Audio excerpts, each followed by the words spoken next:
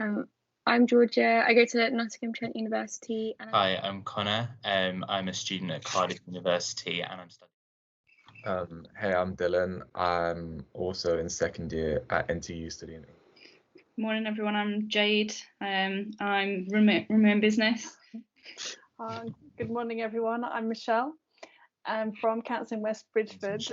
But I think because men are sometimes, well, quite often in my experience, quite reluctant to share their feelings, it does make it hard to strike friendships, I think there's just following on from you, Connor, I think there's an element that men's relationships can sometimes be quite transactional, if that's the right word, which girls generally, tend to be more open about. That could be from, the way we're all brought up, where traditionally, boys don't cry and girls are allowed to show their emotions. So I think that, to talk about in general terms, it probably is right that men do struggle to find that emotional part of a friendship. But for me personally, I think I've been lucky to find that I've got a bit of both when it comes to that sort of thing. I wonder if there's an element that potentially more difficult to build new friendships. So I do think it's hard to form new bonds with people, but also think it might get slightly easier as you get older, because I feel like the stage in your teens, late teens into early 20s might be still a really awkward stage for some people when it comes to being open and honest about things. I think like a lot of strong friendships are based on or come about from situations where you've gone through difficult times together, I guess. Once I've opened up to someone, I find it a lot easier to open up to them again and again. I think the thing that surprised me is the age bracket rather than the gender.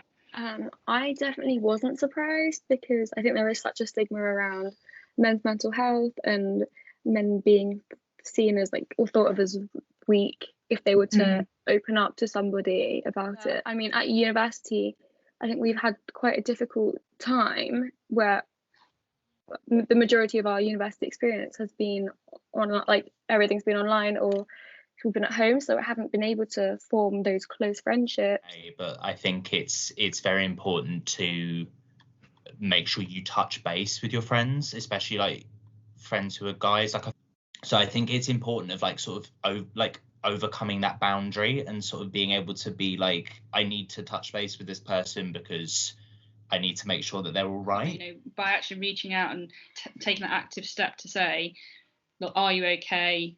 Do you want to have a virtual cup of tea or whatever? So it creates that opportunity to talk and open up. All of my guy friends have been friends since school or since university, and they've grown up together, whereas a lot of my girlfriends, we've kind of collected each other through the years.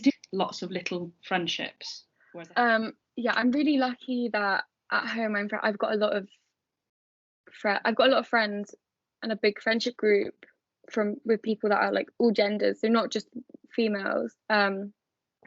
So it's kind of I do feel part of my group. I don't know if it's because the balance, the all genders balances it out.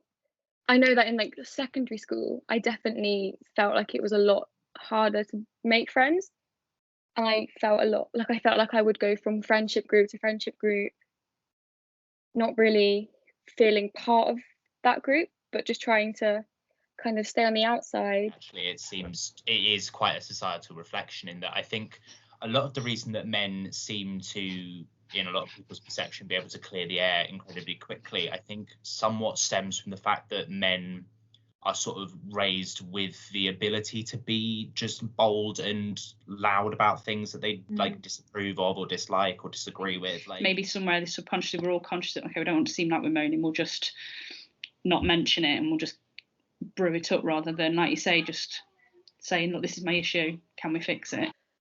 In secondary school especially, I would never have thought about calling someone out for something that they've done, because I didn't want the backlash. I think, although I feel I'm part of a friendship group, and I guess I still do get lonely like sometimes I still feel like quite lonely sometimes, because I think lockdown basically has quite a big part to play on. Thank you for coming to the discussion today, guys.